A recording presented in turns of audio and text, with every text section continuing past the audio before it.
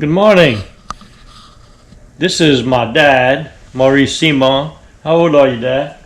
93. 93-year-old. This is his shop.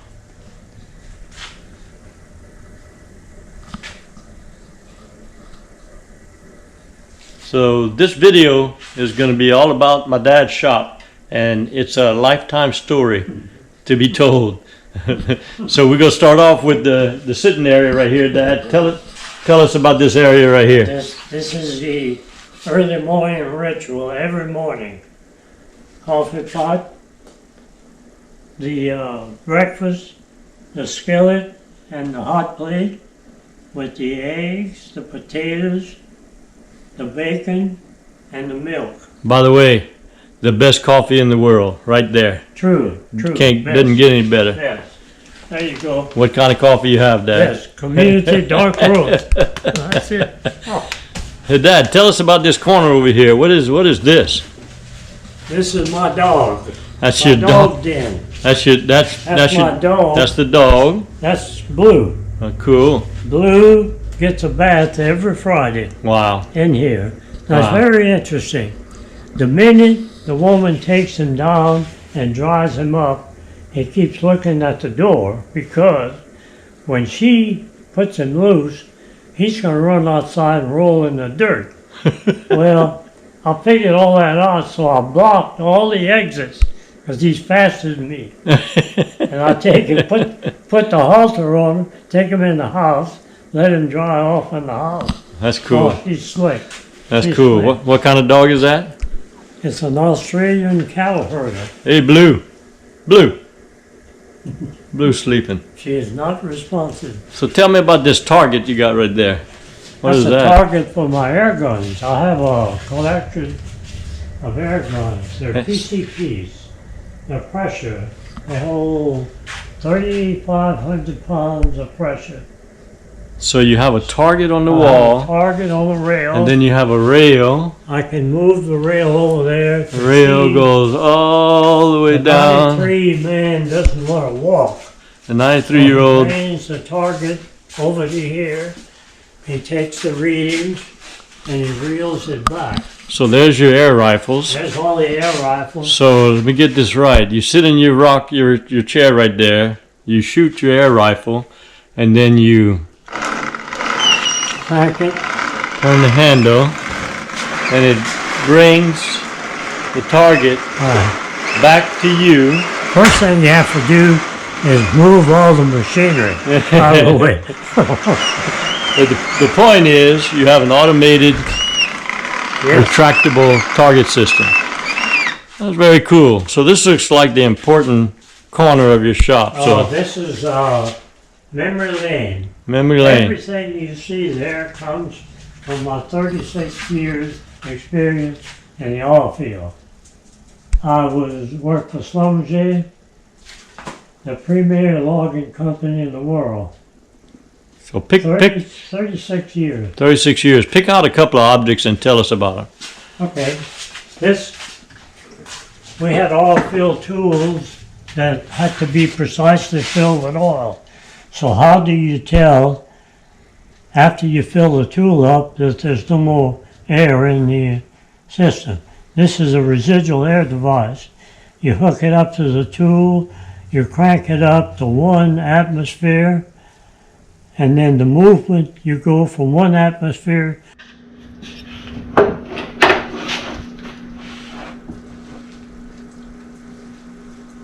This is a device my son and I built to test pistons in hydraulic pumps. Nowadays have pistons in them. And this is the piston. So periodically they have to measure the slack in the piston head and the piston. See that little movement? Mm-hmm. So being a machinist, I come up with a device. You load the piston in here, you lock it down, and here you have a real sensitive micrometer. Watch the needle. See, 1, 2, 3.8 thousandths of an inch. That's the slack. No guesswork. Got a, Absolutely. you got a number, and why do you have to have a number? Well, you have to have a number because if you don't have a number, you don't know what you're talking about. And who said Which that? reminds me, I have this little clip in right here. Let me get it down.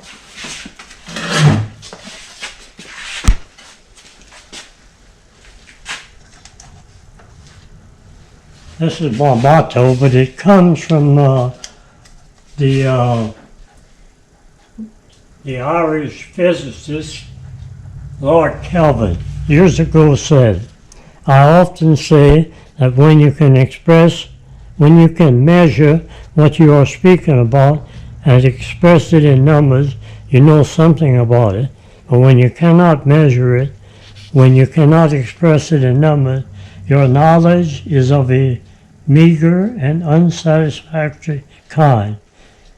I'll reduce this to you don't know what you're talking about if you can't express it in numbers. That's my philosophy. Yeah, I think I've heard it 1,000 times. If you don't have a number, if you can't put a number on it, you don't know what you're talking That's about. right. That's All right. So what are all these devices here? These are all things as a machinist I made. They're for the amateur. This is what's known as a fast thread. You notice when I turn this nut, one turn, it moves this distance, which is extremely fast. These are special threads. There's not too much application for it, but it's a fun thing to show the amateur. What is this? This is a device I built on this lathe to see how close I could make two fits. Now this thing's going to slowly fall down. So you machined it I machined the to within what? Oh, I would say 0.0003 thousandths of an inch. Such a fine machining job that if you set it in there, it just slowly drops. Right. That's how close it is. That's how close it is. I don't know if everybody can see how slow it's dropping. So how long would it take for it to get from there to there, Dan? Minutes or hours? Yeah, it's a long time. Long time. That's good machining. And what is? Yes. Tell me about this one. This is a block. You start off with a square chunk of aluminum. You make a fixture to hold this. You put this in there. You put that in the chuck on the lathe, and you begin to bore it, and you end up with this. So you're telling me. That's a cube. So you're telling me that you machined this with that block. Yeah. To come out with a block inside that cannot be removed. That's right. You made that on a machine. That's not a trick. That's not a trick. You made that. You fabricated that. Isn't that something? That's impressive. Yes. That's impressive. I'm even impressed by it. Truly awesome. Yes. All right, let's take it some more walking through your shop. Okay, moving on. This is a machine that I purchased from the company I work for. When they got through with it, it's a tool room blade, built in 1945. That was the best tool room blade in America. It weighs 3,400 pounds. Wow. Very good. It's got bearings in it that have 50 millionths of an inch run out. That's real good. This is a San Yuan. That's a Taiwan machine. We've had it for 30 years. Even though it's made out of America, it's pretty good, pretty good. That's all I could afford. Of course, I couldn't afford this. Toolbox. Okay. You gotta look at a machinist's toolbox. You gotta look at all the different tools he has. Look at that. 50 years of tools. Sweet.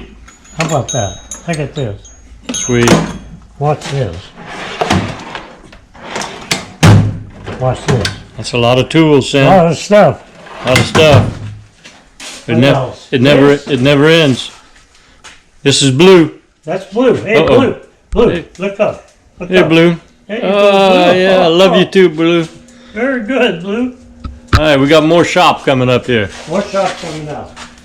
This is a press used to push bearings in, push bearings out of houses, different things.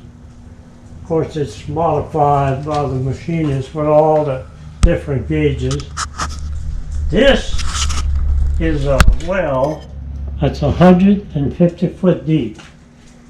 It's abandoned, but I keep trying to bring it back.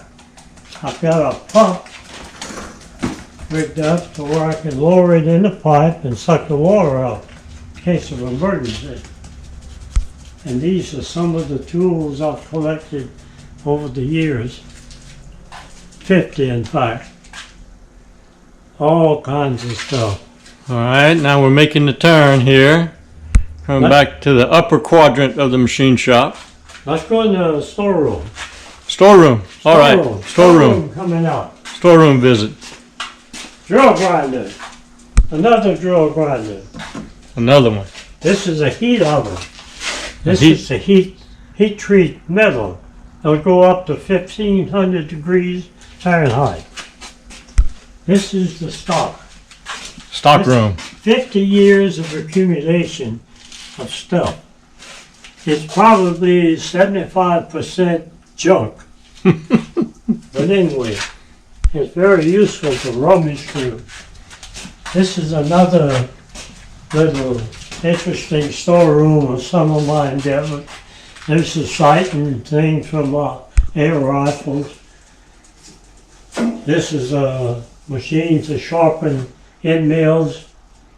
Machinists use end mills in the milling machine. There's a drill grinder, another drill grinder. This is the device to fill the air rifles with 3,000 pounds of air.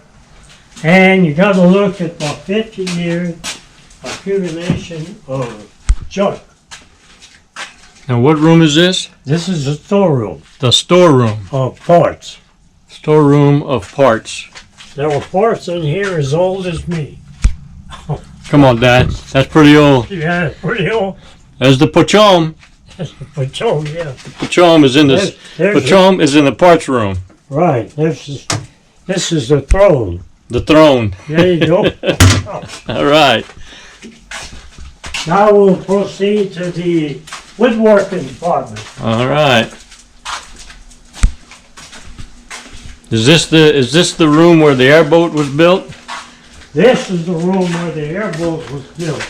In fact, the building had to be modified to get the airboat in. You notice the two doors move out of the way, and that part folds up to bring the airboat in here. There's a prop off of the first airboat, small airboat. It sank somewhere. Never saw it again. These are all a collection of tools. And this is the woodworking department. So let me get this right. We just been in the machine shop area. Right. Now we're moving to the woodworking shop. Right. Okay. And here you have Here's the routers, the mortising machine, the saw, the planer. This is a choice item. This is a 100-year-old bandsaw. This bandsaw